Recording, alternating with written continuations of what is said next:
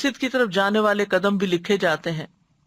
بنو سلمہ کے لوگ مدینہ کے ایک کونے میں مسجد سے دور رہتے تھے، انہوں نے مسجد کے قریب منتقل ہونے کا ارادہ کیا تو یہ آیت نازل ہوئی، انا نحن نحیی الموتى ونکتب ما قدموا وآثارهم، بے شک ہم ہی زندہ کریں گے مردوں کو اور ہم لکھ رہے ہیں جو انہوں نے آگے بھیجا اور ان کے آثار بھی۔ تو رسول اللہ صلی اللہ علیہ وسلم نے فرمایا، بے شک تمہارے نشانات قدم لکھے جا رہے ہیں، یعنی انسان اپنے پاؤں سے چل کر جس زمین پر بھی جاتا ہے وہ زمین بھی گواہ بنے گی، اور وہ قدم اگر نیکی کے کام میں ہے تو ثواب کے طور پہ لکھے جائیں گے، اور اگر کسی برے کام سے اور برے ارادے سے انسان نکلا ہے یا اٹھا اپنی جگہ سے تو وہ قدم اس کے برائی کے خانے میں لکھے جائیں گے۔ اسی طرح طواف میں اٹھائے گئے قدم وہ بھی لکھے جاتے ہیں۔ رسول اللہ صلی اللہ علیہ وسلم نے فرمایا، جو شخص گن کر طواف کے 7 چکر لگائے اور 2 رکعت نماز پڑھے تو یہ ایک غلام آزاد کرنے کے برابر ہے، یعنی ثواب ہے۔ اور جو شخص ایک قدم بھی اٹھاتا یا رکھتا ہے، یعنی ایک اٹھاتا ہے ایک رکھتا ہے، ایک اٹھاتا ہے ایک رکھتا ہے، تو ہر قدم پر اس کے لیے 10 نیکیاں لکھی جاتی ہیں اور اس سے 10 گناہ مٹائے جاتے ہیں اور اس سے 10 درجات بلند کیے جاتے ہیں۔ اس سے انسان اندازہ کر سکتا ہے کہ کتنا زیادہ اجر و ثواب ہے۔ پھر حاجی کی سواری کے قدم لکھے جاتے ہیں۔ نبی صلی اللہ علیہ وسلم نے فرمایا، جب تم اپنے گھر سے بیت الحرام کے ارادے سے نکلتے ہو تو تمہاری اونٹنی کوئی قدم نہیں رکھتی اور نہ اسے اٹھاتی ہے، مگر اللہ تعالیٰ اس کے ساتھ تمہارے لیے ایک نیکی لکھ دیتا ہے اور تم سے ایک گناہ مٹا دیتا ہے۔ یعنی حاجی سفر پر ہی نکلتا ہے، اپنا ایک قدم اٹھاتا ہے، سواری پر بیٹھتا ہے،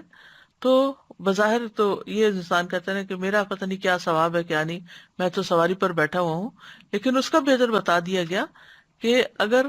وہ اللہ کے کام کے لیے نکلتا ہے، بیت الحرام کی طرف نکلتا ہے، تو جو قدم سواری اٹھاتی ہے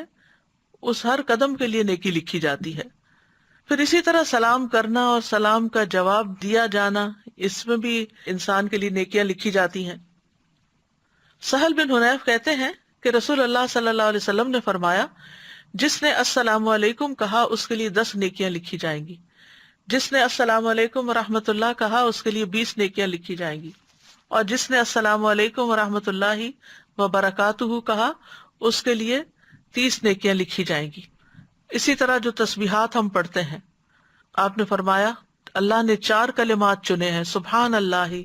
والحمد للہ ولا الہ الا اللہ واللہ اکبر۔ جس نے سبحان اللہ کہا اس کے لیے 20 نیکیاں اور 20 برائیاں مٹا دی جاتی ہیں۔ جس نے اللہ اکبر کہا اس کے لیے بھی اسی طرح، اور جس نے لا الہ الا اللہ کہا اس کے لیے بھی اسی طرح، الحمد للہ کہا اس کے لیے بھی، یعنی 4 کلمات پہ ہر کلمہ کہنے پر یہ نیکیاں لکھی جاتی ہیں اور ساتھ برائیاں بھی مٹائی جاتی ہیں۔ اسی طرح گھر والوں پہ خرچ کرنے اور مریض کی عیادت کرنے کا ثواب بھی لکھا جاتا ہے۔ رسول اللہ صلی اللہ علیہ وسلم نے فرمایا، جو شخص اللہ کی راہ میں اپنی زائد چیز خرچ کر دے تو اس کا ثواب 700 گنا تک ہوگا۔ تو اگر ضرورت کی چیز خرچ کرے تو کتنا زیادہ ثواب ہوگا۔ اور جو اپنی ذات پر اور اپنے اہل خانہ پر خرچ کرے یا کسی بیمار کی عیادت کرے یا کسی تکلیف دہ چیز کو راستے سے ہٹا دے تو ہر نیکی کا بدلہ اس کے مثل 10 نیکیاں ہوں گی۔ اسی طرح جانور کی خوراک کے دانے کے بدلے نیکی لکھی جاتی، یعنی اگر آپ میں سے پرندے ہیں وہ ہو گئے یا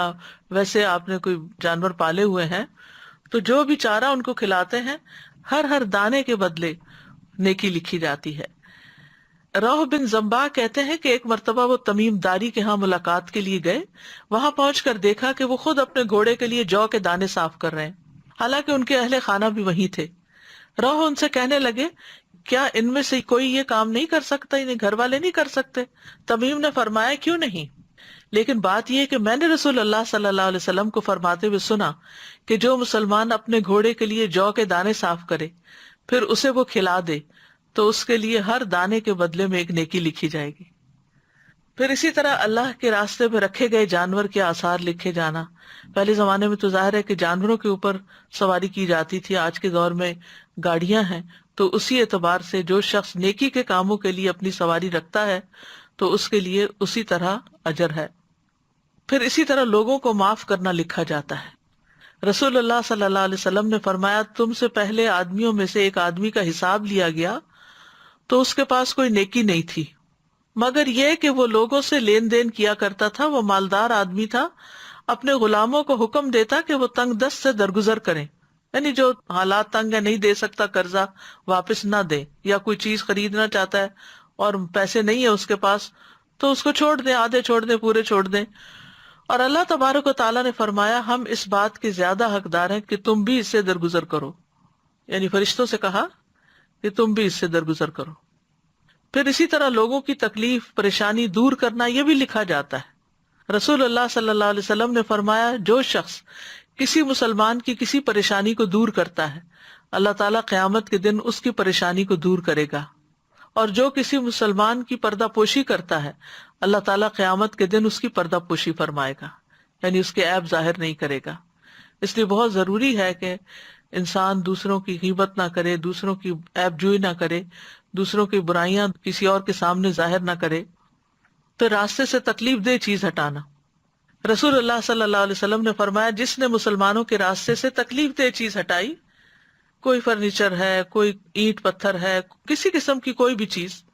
اللہ اس کے لیے ایک نیکی لکھے گا، اور جس کے لیے اللہ نیکی لکھ دیتا ہے اسے اس کی وجہ سے جنت میں داخل کر دیتا ہے۔